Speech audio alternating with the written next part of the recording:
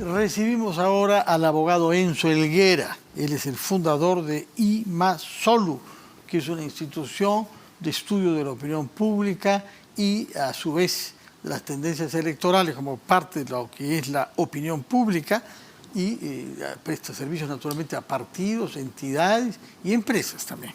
Por eso queremos preguntarle qué es lo que no habíamos comprendido bien de nuestro país de manera tal que nos despertemos después de la salida de Pedro Castillo con una situación de inestabilidad, de incertidumbre y con focos de violencia en varias regiones de nuestro país. ¿Qué tal? Bueno, en principio es importante señalar que lo que más o menos viene ocurriendo ahora, a comparación del quinquenio anterior en donde también hubo el colapso entre el Parlamento y el Ejecutivo, es justamente enraizado en que hubo una protesta, en este caso en la tercera elección presidencial, cuando el Parlamento colocó al señor Merino de presidente. ¿Okay? Esto de acá se ha adelantado esta vez. Eso fue un fenómeno urbano y juvenil. Sí. Aquí estamos hablando de un tema principalmente rural. Así es. Ante gente que trabaja en el campo. Sí. Sí. Pero no es toda la ruralidad, es No. una parte de la ruralidad. Sí. Y lo que debemos entender es que esta efervescencia que se termina adelantando al proceso de una vicepresidenta que pertenece a un mismo partido político, en origen al menos, en postulación. Y no, porque había sido expulsada. Sí, luego fue retirada. Para ella, sí. Así es. Expulsada. Así es, expulsada. Por caviar y por traidor y por burgués. Porque no se quiso colocar pues dentro del parámetro de la extrema izquierda de ciertos temas que se querían manejar como partido.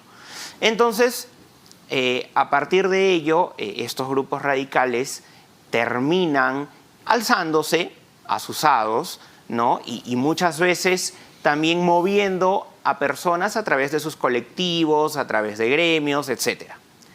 Pero es importante también saber de que esta no es la mayoría del Perú profundo, porque la mayoría del Perú profundo, el peruano en realidad no es una persona que busca el conflicto per se, no es un peruano que ante los hechos que hemos visto desde toda la época republicana sale y marcha por cualquier cosa. Y si marcha y protesta, no es la mayoría de peruanos la que violenta la empresa privada o los lugares públicos. Entonces hay que entender de que no podemos ver o a las provincias o al Perú profundo como los violentistas. Es solo un segmento, una parte que se moviliza. La mayoría más bien lo que está haciendo es, y nos enteramos por las redes sociales, es filmando, es mostrando solidaridad por los afectados, porque saben en realidad, y no podemos hablar de que una protesta contra el gobierno en sí va a tener efecto atentar contra la empresa privada o va a tener la excusa de agarrar y atentar contra los medios de comunicación o va a ser excusa de atentar contra trabajadores que se encuentran dentro de instalaciones o en vehículos, etc. Pero hay un sector del mundo rural que respalda estas movilizaciones. La pregunta es ¿por qué?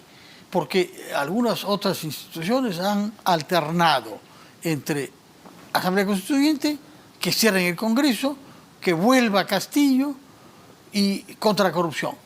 Pero en su opinión, las cosas que hemos visto en Andahuaylas, que ha sido uno de los primeros lugares, luego Arequipa, luego en el norte, en La Libertad, luego en Ica, hemos oído hablar de empresas agropecuarias liberteñas, asaltadas, incendiadas, y hemos naturalmente visto lo que ha sucedido con el aeropuerto de Arequipa, con la tentativa que hubo ahí.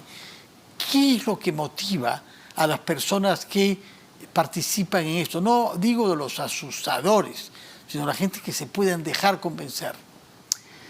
En principio son las personas que se sienten postergadas por un Estado que no les ha funcionado nunca.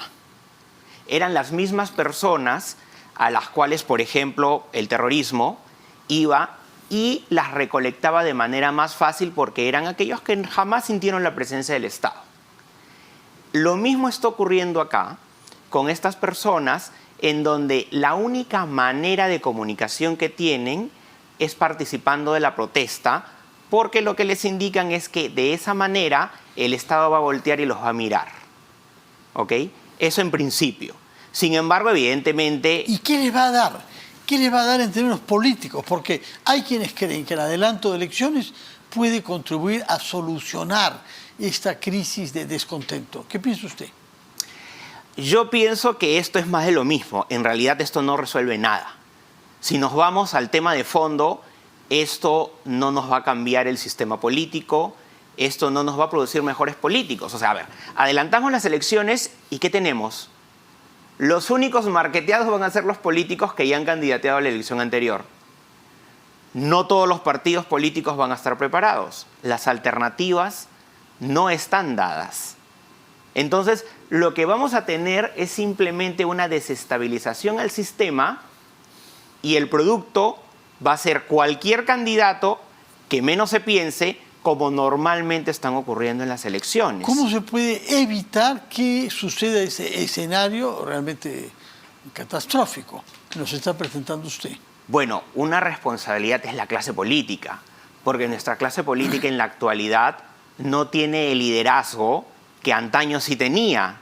Es decir, ante este tipo de situaciones, ningún político, y los últimos políticos en Perú en relación a quienes ejercen el poder, tanto el Ejecutivo como los gobiernos regionales, cuando tienen una crisis, jamás han trabajado en prevención de crisis.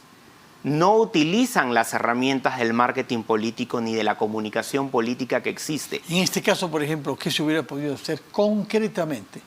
Bueno, concretamente es llevar a la autoridad y un mensaje de diálogo a la vez. Es decir, uno puede como Estado imponer la autoridad con un miedo condicionado al diálogo. No con un miedo paralizante, no con un miedo de enfrentar terror con terror porque al final la crisis se agrava, pero sí con un respaldo de la autoridad, con las fuerzas evidentemente armadas del lado de la autoridad, pero también con la posición de diálogo.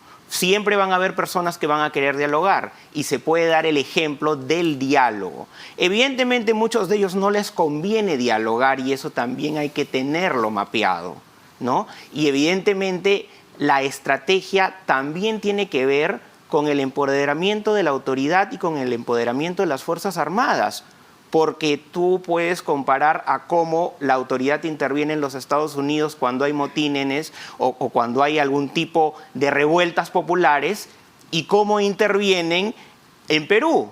En Perú, evidentemente, la policía y las Fuerzas Armadas no tienen un respaldo jurídico claro. Y políticamente... ¿Por qué no tiene respaldo jurídico claro? ¿Qué es lo que le falta? Por ejemplo, en el tema de Merino, claramente los policías no tenían ningún tipo de mecanismo de defensa del legal. Tampoco había una autoridad o un presidente que asuma la responsabilidad y un ministro que asuma la responsabilidad de que en efecto las normas también respaldan a que el Estado pueda emplear sus herramientas, y parte de ello son las fuerzas públicas, para imponer el orden. Pero no todo tipo de municiones, ¿no? No. Y la objeción ahí es si se ha usado o no. Disuasiva. Perdigones que no están autorizados. Por supuesto, disuasiva. Ahora, se hablaron de diferentes teorías en relación a lo que ha pasado, ¿no? Y tampoco tenían el equipamiento como para, por ejemplo, que haya una filmación, que eso es lo que actualmente ocurre con el resto de Fuerzas Armadas cuando van a enfrentar o a confrontar un motín, que hay un video que está anexado a las fuerzas del orden y en donde no hay evidencia o no hay claridad en relación a qué es lo que está ocurriendo, quién disparó o si alguien autosaboteó la situación. Ya. Ahora bien, esperemos que no lleguemos a una solución de ese tipo. La oferta que se está haciendo es adelantar las elecciones. Usted dice que nos puede llevar a más de lo mismo. Sí. Pero esta propuesta viene acompañada con reformas para evitar que las elecciones puedan producir los mismos resultados que efecto ya vimos en abril y junio del año pasado. ¿Qué reformas le parece a usted indispensable hacer? Ahí hay otro problema.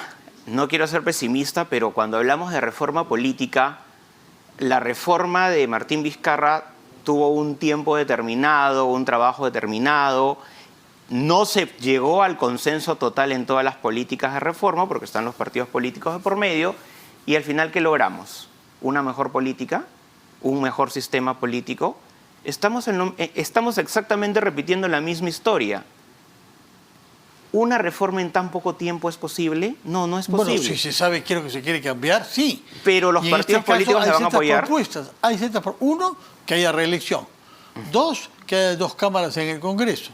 3, que el Congreso se elija en la segunda vuelta de una primera para que el elector del Congreso sepa quién va a ser el presidente. 4, que no puedan postular personas condenadas.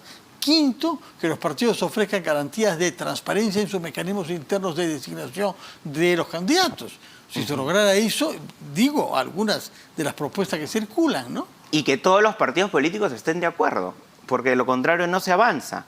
Porque de lo contrario es, ya, hagamos esto, pero no va a ser en la siguiente legislación, sino de aquí a 2 legislaciones. Siempre hay los peros y los condicionantes. ¿Y a quiénes involucramos en esa reforma? ¿Solamente los partidos políticos?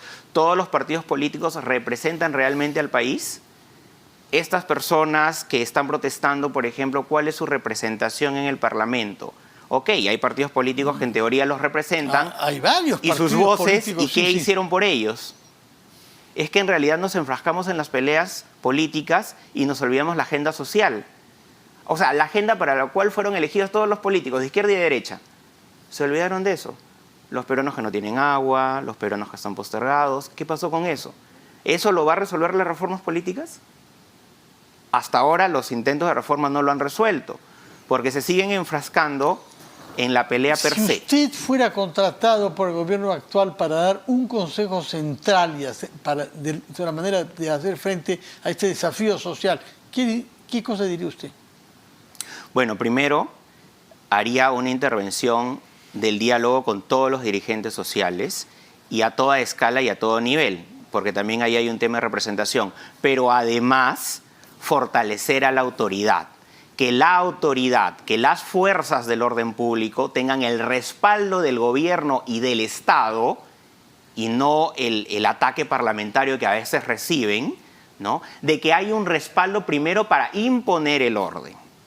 Porque no se puede dialogar si no ceden ambas partes.